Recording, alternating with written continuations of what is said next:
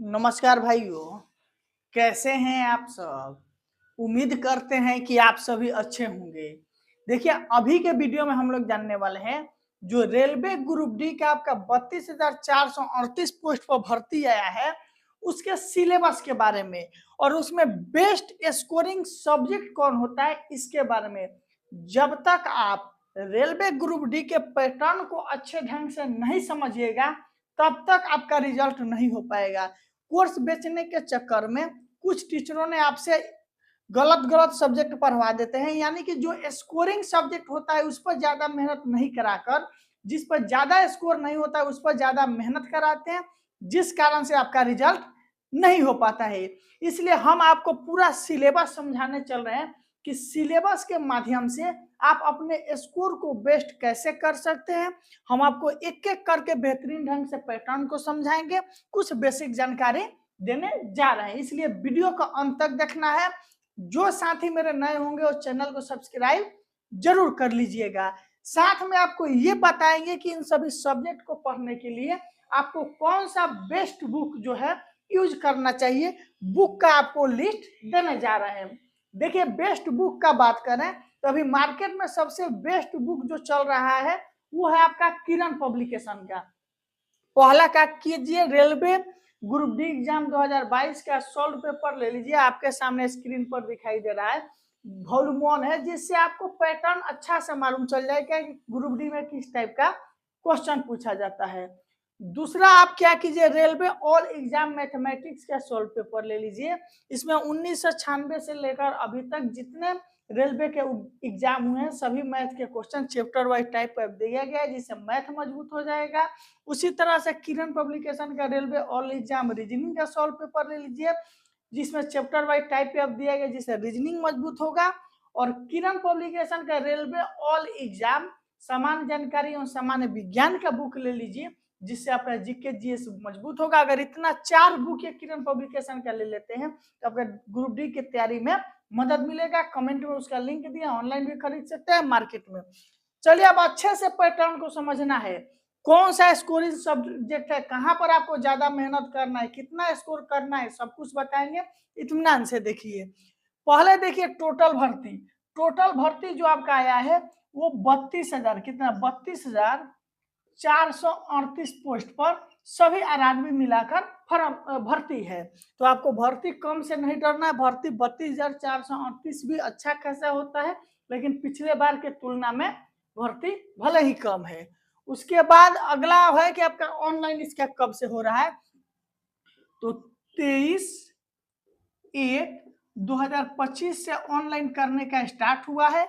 Last date इसका है आपका 22/2/2025 तक आप इसका फॉर्म फिलअप कर सकते हैं। एज का बात करें तो एज 18 से 36 दिया गया है। ये 18 से 36 आपका ईवर का है। ओबीसी को 3 साल का छूट और SC ST को 5 साल का छूट मिलता है। योग्यता इसके लिए आपका 10th पास रखा गया है। क्या चीज, 10th पास रखा गया है। फी की बात करें तो फी आपका 500 रुपया जो है वो आपका किसका, ओबीसी, EWS और ईवर का लगेगा। और आपका 250 रुपये जो इसका फी लगेगा वो SC ST वालों को लगेगा। अब आइए मेन जो है पैटर्न को समझिए, इसके सिलेबस को समझिए। देखिए, टोटल इसमें 100 क्वेश्चन आपसे पूछे जाते हैं। कितने, 100 क्वेश्चन पूछा जाता है। एक ही एग्जाम होता है ग्रुप डी में।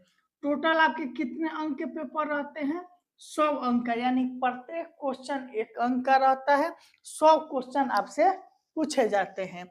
टाइम का बात किया जाए तो इसमें आपको 90 मिनट का, कितना मेरे भाई, 90 मिनट का समय दिया जाता है, यानी 1.5 घंटा समय दिया जाता है। एक क्वेश्चन को बनाने के लिए आपको 1 मिनट से भी कम समय मिलता है। 1 मिनट से कम समय में बनाकर उसको ऑनलाइन एग्जाम लिया जाता है, सबमिट भी करना रहता है। इसमें निगेटिव आपका जो है 1/3 रहता है, यानी कि अगर 3 क्वेश्चन गलत कर दिए तो आप जो एक सही किए हो वो भी आपका खत्म हो जाता है, यानी कि निगेटिव 1/3। मान लेते हैं आप 40 क्वेश्चन बनाए, 30 क्वेश्चन गलत कर दिए, 10 क्वेश्चन सही कर दिए, तो एक भी अंक आपका आने वाला नहीं है। निगेटिव बहुत हार्ड होता है, उससे बच कर रहना है। सबसे बेस्ट चीज है ये बताएंगे बेस्ट स्कोरिंग सब्जेक्ट, उसको देख कर ही जाना है, एकदम इत्मीनान से रहिएगा। कोई भी प्रॉब्लम होगा तो कमेंट कीजिएगा, नेक्स्ट वीडियो में बताने की कोशिश करेंगे। इसमें मैथ का आपसे 25 क्वेश्चन पूछा जाता है। कितने? मैथ का आपका 25 क्वेश्चन रहता है। मैथ का लेवल उतना टॉप नहीं रहता है, बेसिक मैथ रहता है, कंसेप्चुअल मैथ रहता है, कंसेप्ट वाला रहता है, ध्यान रखिएगा। 1 से 1.5 लाइन का मैथ का क्वेश्चन रहेगा, लेकिन कंसेप्ट वाला रहता है। रीजनिंग से आपका 30 क्वेश्चन पूछा जाता है। रीजनिंग से कितने प्रश्न? 30। यानी मैथ से आपका 25 प्रश्न, रीजनिंग से आपसे 30 प्रश्न पूछे जाते हैं। वही अगला बात किया जाए साइंस, तो साइंस में आपका मेरे भाई देखिएगा तो इसमें फिजिक्स, केमिस्ट्री और बायोलॉजी तीनों मिलाकर पूछा जाता है और 25 क्वेश्चन पूछा जाता है। यानी साइंस में फिजिक्स, केमिस्ट्री, बायोलॉजी तीनों मिलाकर 25 क्वेश्चन पूछा जाता है। जीके और करंट अफेयर आपका मिलाकर 20 क्वेश्चन आपसे पूछे जाते हैं। ये इसका सिलेबस हो गया। सिलेबस तो अच्छे से समझ गए, लेकिन मुख्य जो बात है वीडियो का मुख्य पॉइंट कि बेस्ट स्कोरिंग सब्जेक्ट कौन सा है, इसको जानिए कि बेस्ट स्कोर मतलब अच्छा स्कोर किस में होता है। तो देखिए आपका अगर ग्रुप डी में सफलता पाना है तो जब तक आपका मैथ रीजनिंग अच्छे ढंग से मजबूत नहीं होगा तब तक आपका रिजल्ट होने की संभावना कम रहता है। आपको मेन फोकस जो करना है कि मैथ रीजनिंग अगर 2-2 घंटा, अगर आप 5 घंटा पढ़ते हैं तो 4 घंटा अपना समय जो है वो मैथ रीजनिंग पर देने की कोशिश कीजिए, क्योंकि ये आपका 55 अंक का मैथ रीजनिंग पूछा जाता है और यही स्कोरिंग सब्जेक्ट है कि पढ़ने वाला लड़का यहाँ 55 में आसानी से 45 प्लस कर लेता है और मैथ रीजनिंग में जो भी आप प्रश्न बनाइएगा वो गलत नहीं होता है। बहुत कम चांस रहता है, अगर 20-30 क्वेश्चन बनाए तो 1-2 गलत निकलता है, क्योंकि बनाने के बाद जो आंसर आता है तभी उसमें सबमिट किया जाता है और जीके जीएस कितना भी पढ़िएगा मैक्सिमम गलत होने की संभावना बना रहता है। इसलिए आपको जो बेस्ट स्कोरिंग सब्जेक्ट है वो है आपका मैथ रीजनिंग। जब तक मैथ रीजनिंग को मजबूत नहीं कीजिएगा रिजल्ट नहीं होगा। इसलिए कम से कम अभी से ही 4 घंटा ओनली मैथ और रीजनिंग पढ़ने पर ध्यान दीजिए। आपका ग्रुप डी में 100% रिजल्ट होगा और अंतिम समय में जीके जीएस पर ज्यादा, जब मैथ रीजनिंग आपका मजबूत हो जाएगा तब क्या करना है कि आपको जीके जीएस पर ज्यादा फोकस करना है। यानी कि मैथ रीजनिंग उस टाइम केवल रिवीजन करते चलना है और जीके जीएस को अच्छे ढंग से पढ़ते चलना है, आपका 100% रिजल्ट होगा।